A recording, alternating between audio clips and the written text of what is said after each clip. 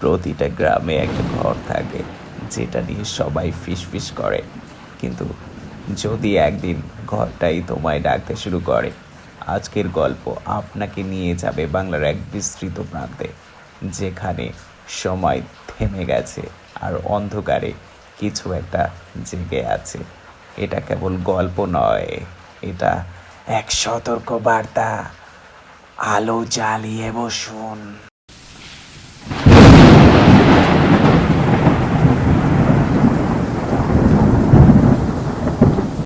ভূতের বাড়ি চ্যানেলে আপনাদের সকলকে স্বাগত জানাচ্ছি। শনি মঙ্গলবারের রাত মানে ভয়ের রাত। এখানে কল্পনা নয়, কাহিনী শোনানো হয়। আজকে আমাদের নিবেদন ষোড়শ শতাব্দীর হাভেলি।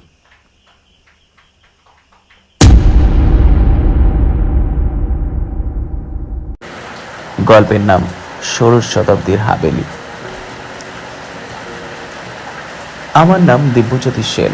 ইতিহাসের উপর রিসার্চ করি, বিশেষ করে প্রাচীন হাভেলি ও দুর্গের গোপন ইতিহাস নিয়ে। এই ঘটনা আমি আজও ভুলতে পারিনি। সময়টা ছিল 2022 সালের সেপ্টেম্বর। আমি তখন রাজস্থানের একটা দুর্গ নিয়ে কাজ করছিলাম। হঠাৎ এক রাজস্থানী পণ্ডিতের কাছে শুনি এক রহস্যময় হাভেলির কথা, শাহ হাভেলি। স্থানটা ছিল উদয়পুর থেকে প্রায় 80 কিলোমিটার দূরে অবস্থিত কুশালগড়ে। বলা হয় হাভেলিটি তৈরি হয়েছিল 1573 সালে, তখনকার এক রাজা মহারাজ শাহভান সিংয়ের আদেশে। কিন্তু সেই হাভেলিতে প্রথম থেকেই নাকি কিছু একটা ঠিক ছিল না। আমি পৌঁছালাম প্রথম দিন বিকালের দিকে। স্থানীয় লোকজন প্রথমেই আমাকে সাবধান করে দিয়ে বলল, সাহেব, হাভেলি দেখতে চাইলে দিনে যান, কিন্তু সূর্য ডুবার পর ওখানে যাওয়া না মানা। আমি উদ্গ্রীব হয়ে কারণটা জানতে চাইলাম। হাভেলির ভেতর নাকি একটা নামহীন কক্ষ আছে। কেউ জানে না কক্ষটা কেন বানানো হয়েছিল, কিন্তু যেই ভেতরে ঢুকেছে সে আর কখনো ফিরে আসেনি। আমার বড্ড কৌতূহল হলো।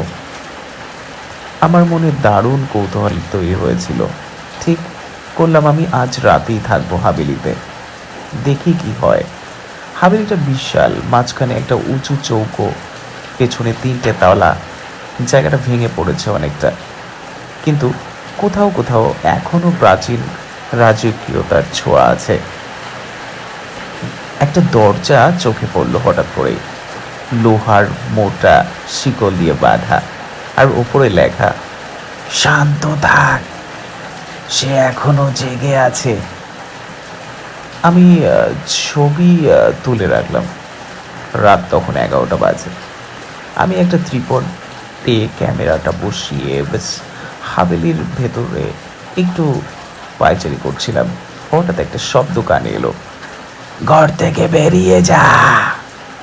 আমি আমি আমি আতঙ্কে আতঙ্কে এদিক ওদিক করতে লাগলাম। আমি ঘুরে দেখি কেউ নেই, আর সেই দরজাটার দিকে তাকালাম। অবিশ্বাস্যভাবে শিকলটা পড়ে গেছে মাটিতে, দরজাটা অল্প ফাঁক হয়ে গেছে। আমি গলার মধ্যে ধুকভুকানিটা টের পেলাম, কিন্তু কৌতূহল আমায় ঠেলে নিয়ে গেল সেই ফাঁক দিয়ে ভেতরে। ঘরটা ঘুটঘুটে অন্ধকারাচ্ছন্ন। আমি মোবাইলের আলো জ্বালালাম। ঘরের মেঝে জুড়ে আঁকা অদ্ভুত সব চিহ্ন রয়েছে, যেন কোনো তন্ত্রের চিহ্ন। দেওয়ালে লাল রঙে লেখা, অন্তিম বলি আজও দেয়া হয়নি। ঘরের এক কোনায় একটা সিন্দুক, ধুলো জমে আছে। আমি একটু এগিয়ে খুলতেই দেখি একটা পুরনো পোড়া দিনলিপি আর একটা কাঠের মুখোশ পড়ে রয়েছে। দিনলিপি খুলতেই লেখা উঠে এসেছে, আজ দ্বিতীয় পূর্ণিমা, বলির জন্য কিশোরী এখনো পৌঁছয়নি। যদি সে না আসে, তাকে আমি নিজে নিয়ে আসব। আমি মুখোশের অন্তরালে থাকি না, আর আমি এখন এই হাভেলি। হঠাৎ দিনলিপিটার নিচে রক্তে লেখা একটা অক্ষর উজ্জ্বল হয়ে উঠল, তুই। আমার ফোনটা নিজে থেকেই অফ হয়ে গেল। হাওয়ার মতো কিছু একটা আমার পাশ দিয়ে চলে গেল, আর ঘরের দরজা আপনা আপনি বন্ধ হয়ে গেল। আমি আতঙ্কে আমার গলা শুকিয়ে আসলো। আশপাশটা আশপাশটা আমি একটু ভালো করে দেখলাম কোথাও কেউ আছে কিনা। কেন এসব হচ্ছে আমার সঙ্গে জানার জন্য আমি উদ্গ্রীব হয়ে উঠলাম।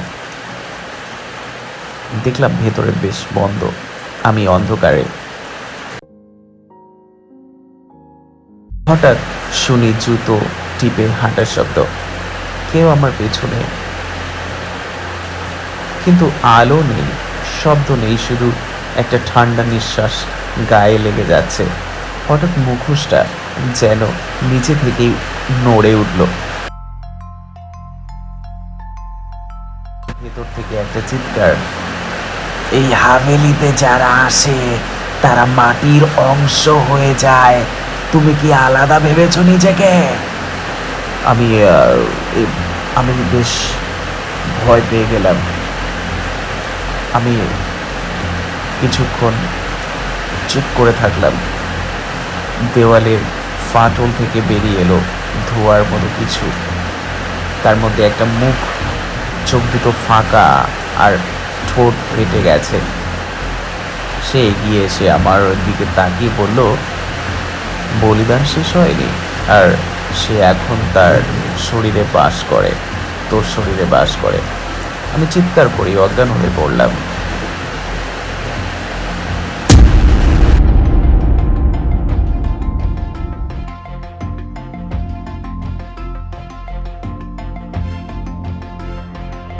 সকালে যখন উঠলাম, চোখ খুললাম, দেখি আমি হাভেলির বাইরে গেটের কাছে পড়ে আছি। মাথায় রক্ত, হাতের কাছে সেই মুখোশটি পড়ে আছে। ক্যামেরা ব্যাগে ছিল না, কিন্তু মোবাইলে একটা ভিডিও রেকর্ডিং ছিল। চোখ কুচলে খুলে প্লে করলাম, কিন্তু ভিডিওতে দেখা যাচ্ছে আমি নিজেই মুখোশ পরে ঘরের মাঝখানে বসে একটা মৃত পাখিতে কাটছি আর মাটিতে আঁকছি তন্ত্রমন্ত্র। আর পেছন থেকে কে যেন হেসে হেসে বলছে, আর আমি তোর মধ্যেই থাকবো। আজ এখনো মাঝে মাঝে ঘুম ভেঙে যায় মধ্যরাতে। চোখে দেখি সেই হাভেলির ঘর, সেই লাল লেখা, সেই মুখোশ। আর জানালার বাইরে যেদিন পূর্ণিমা পড়ে একটা ছোঁচ, একটা ছায়া দাঁড়িয়ে থাকে, ধীরে ধীরে কাছে আসে।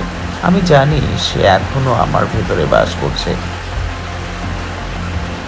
স্থানীয় কিছু বৃদ্ধ বলেছিলেন মহারাও শাহভান সিং নাকি অমরত্বের সন্ধানে তন্ত্রমন্ত্র চর্চা করতেন। তার জন্য প্রতি 20 বছর অন্তর একটি শরীরকে বলি দেওয়া হতো। শেষ বলি দেওয়া হয়েছিল 1845 সালে। তারপর হাভেলিতে আগুন লেগে যায়। কিন্তু এখন 2025 সালের পূর্ণিমা আবার ফিরে আসছে। বলিদান সম্পূর্ণ হয়নি। নতুন আতিথ্য খুঁজছে হাভেলি। তুমি যদি কোনোদিন উদয়পুরে যাও, কাউকে জিজ্ঞাসা করো না শাহ হাভেলি কোথায়, কারণ যারা খোঁজে তাদেরই মুখোশ পড়ে নেয় সে।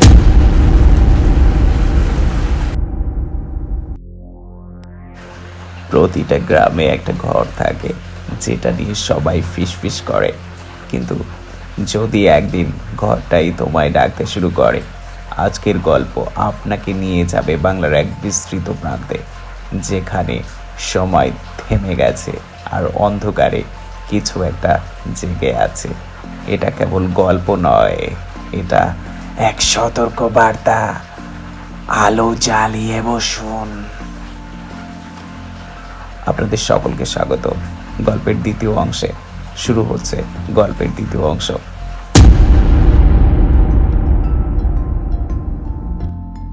ঘটনার প্রায় 3 বছর পর এক ইউটিউবার এক্সপ্লোরার ভিডিও করতে গিয়ে শাহ হাভেলিতে ঢোকে, কিন্তু সে শুধু মুখোশ খুঁজে পায় না, সে হয়ে ওঠে মুখোশের মাধ্যমও। ইউটিউবারের নাম অভিষেক দত্ত, বাড়ি কলকাতা। কলকাতার বাসিন্দা। অনেকটা তার গলায়। আমার নাম অভিষেক দত্ত, কলকাতার বাসিন্দা। ইউটিউব চ্যানেল চালাই উরবান মিটস ইন্ডিয়া নামে। পরিত্যক্ত স্থান, থানা বাড়ি, তন্ত্রমন্ত্র এইসব নিয়েই ভিডিও করি আর কি। 2025 সালের জানুয়ারি মাসে আমার এক ফলোয়ার আমাকে লিখে পাঠায় কমেন্টে, তুমি কি সাহস করো সাহেব হাভেলিতে একটা রাত কাটানোর? তার নিচে একটা লিঙ্ক, একজন গবেষক দিব্যজ্যোতি সেনের লেখা ব্লগ, যেখানে তিনি নিজের অভিজ্ঞতার কথা লিখেছেন। পড়তে পড়তেই গা ঠান্ডা হয়ে আসছিল। মুখোশ, বলি, রক্ত, তন্ত্রচিহ্ন সবকিছুই যেন অন্ধকার কোনো ছায়ার ইঙ্গিত দিচ্ছিল। কিন্তু আমি ভাবলাম সবটাই হয়তো সাজানো গল্প, এখন সময় ওখানে গিয়ে ভিডিও বানানোর। তবে আমি জানতাম না আমার এই সিদ্ধান্ত আমাকে এমন এক জগতে নিয়ে যাবে যেখান থেকে কেউ ফিরে আসে না। যথারীতি আমি কুশলগড়ের উদ্দেশ্যে রওনা দিলাম, উদয়পুর। আমি পৌঁছলাম দুপুর 3টে নাগাদ। গাড়ি থামতেই এক চা দোকানি বলে উঠল, হাভেলি খুঁজছো না? ভুল করছো বাবা। আমি একটু হাসলাম তার কথা শুনে। আপনারাই বলেন না ভূত কোথায় আছে, সেখানে মানুষ নেই, তো আমিই যাচ্ছি। চা দোকানদার থেমে শুধু একটা কথাই তাকে বলল, কথায় বলে উঠল আমাকে, পূর্ব দিকের জানালার দিকে তাকিও না। আমি নোট করে নিলাম কথাটা, যদিও তখনও বুঝিনি সেটা ভবিষ্যতের কত বড় একটা সংকেত। রাত 10টা, প্রথম দিন। আমি হাভেলির ভেতরে। হাভেলির গেট ঠেলে ভেতরে ঢুকতে একটা গন্ধ ধাক্কা মারল, পুরনো ধুলো, পোড়া কাঠ আর একটা অদ্ভুত তীব্র ধূপের গন্ধ। আমি ক্যামেরা চালু করলাম, নাইট মোড অন করে ঘুরতে লাগলাম। সেই নামহীন কক্ষ যা দিব্যজ্যোতি সেন বলেছিলেন, সেখানেই আমি পৌঁছে গেলাম। দেখলাম দরজাটা শিকল দিয়ে বাঁধা, কিন্তু ধুলোয় পায়ের ছাপ, সদ্য কেউ যেন ঘরে ঢুকেছে এমন।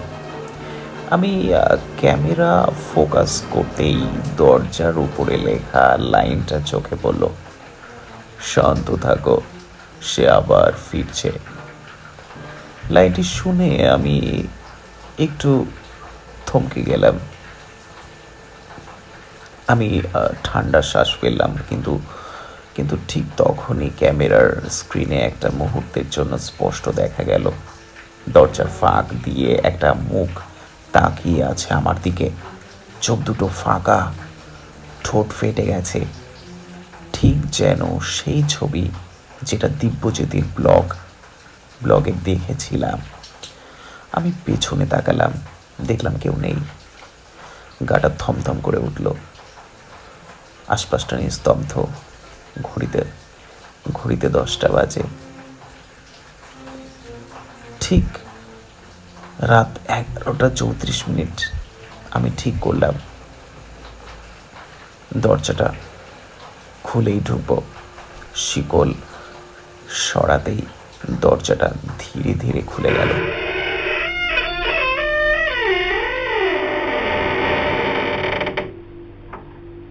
দেখলাম মেঝেতে আকাশী চিহ্ন, আর ঘরের এক কোণে পড়ে আছে সেই কাঠের মুখোশ। ধুলো নেই, সে যেন আজকেই কেউ খুলে রেখে গেছে। আর একটা জিনিস আমার সে সঙ্গে চোখে পড়ল, একটা নতুন দিনলিপি, খুবই পুরনো কাগজ, কিন্তু কালির দাগ একেবারে টাটকা। লেখা রয়েছে, বলিদান অসম্পূর্ণ, দ্বিতীয় পূর্ণিমার আগে মুখোশ নিজেই খুঁজে নেবে শরীর। এই শরীর এখন তার, তুমি এসেছো অভিষেক। আমি চমকে উঠলাম। আমার নাম কি করে জানলো? আমি কৌতূহলী হয়ে উঠলাম এবং আমার রক্ত জমাট বেঁধে গেল। আমি তো কারোর সঙ্গে যোগাযোগই করিনি এই প্ল্যান নিয়ে। ঠিক তখনই মুখোশটা একা একাই নড়ে উঠল। একটা থাপ্পড়ের মতো ঠান্ডা বাতাস আমাকে ধাক্কা দিয়ে ফেলে দিল মেঝেতে। আর দেওয়ালের ছায়া থেকে বেরিয়ে এলো এক রক্তমাখা নারী। চোখে সাদা পাথরের মতো দৃষ্টি, মাথায় ছেঁড়া বেনারসি, গলায় মঙ্গলসূত্র। সে বলল, তুমি তারপর দেখিয়ে এসেছ। আমি চিৎকার করতে গিয়েও পারলাম না, গলা বন্ধ হয়ে গেল। ঘড়িতে 1:12। যখন জ্ঞান ফিরল, আমি কক্ষের মাঝখানে বসা, গায়ে মুখোশ। ক্যামেরার ভিডিও চালু ছিল। ভিডিওতে দেখা গেল আমি নিজেই পায়ে রক্ত দিয়ে সেই পুরনো চিহ্ন আঁকছি আর বলছি, বলিদান হবে এবার পূর্ণিমার রাতে। আমি মুখোশ নই, আমি হাভেলি। আর ঠিক তখন ক্যামেরার শেষ দৃশ্য, পূর্ব জানালার বাইরের দিকে তাকিয়ে একটা ছায়া আমাকে বলে উঠল, দিব্যজ্যোতিও ফিরে আসবে, এবার পূর্ণিমায় একা নয়।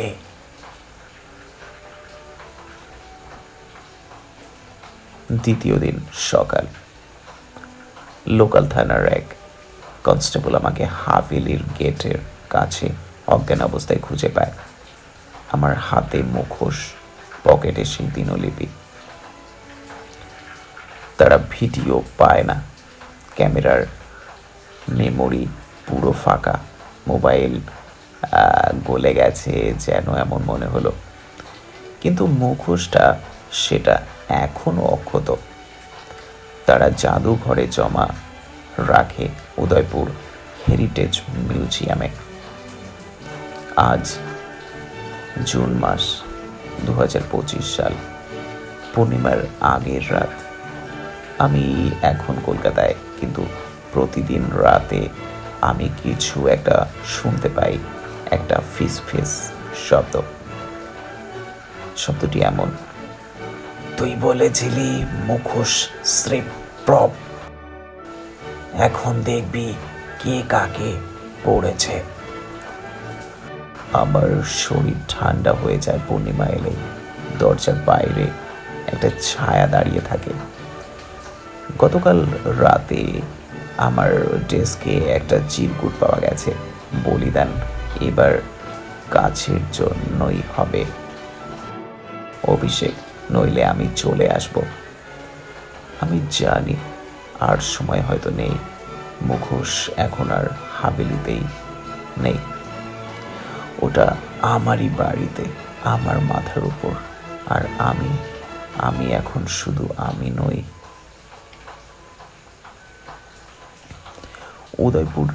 উদয়পুরের কুশলগড় অঞ্চলে 1850 সালের পর কিছু স্থানীয় নিখোঁজ হওয়ার ঘটনা নথিভুক্ত আছে।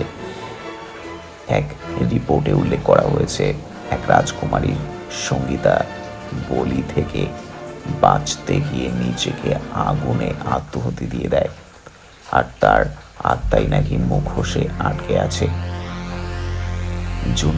জুন 2025 সালের পূর্ণিমা হলো সেই তারিখ যখন মুখোশ নিজের মাধ্যম খুঁজে নেয়।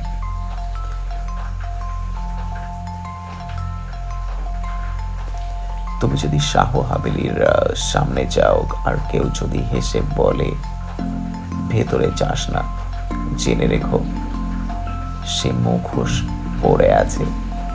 সে এখন মানুষের মধ্যেই ঘুরে বেড়াচ্ছে, হয়তো ঠিক তোমার পাশে।